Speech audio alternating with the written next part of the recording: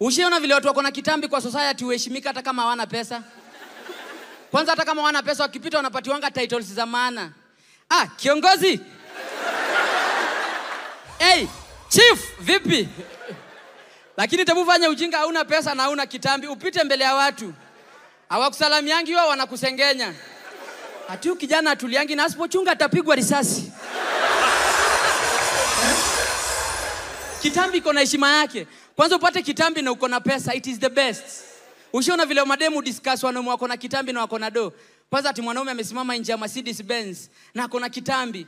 Today mtu kipita hapo unasikianga, "We, Mary, ona kitambi ya masomo." Hii ni do, huyu mwanaume amejiweza. Haki na hiyo kitambi na machina gari yake. Oh, such cute. Mimi na prefer mwanaume anaweza kuwa kama yeye. Mwanaume fanya ujinga utoke na kitambi kwa matatu. Usikie vile wasichana wanakusengenyanga na una ubaya. Kwanza unaitananga unasikia, "Njeri, wewe ndio unasema ngoje yona tumbo ya konyagi. Angalia nyuma pole pole."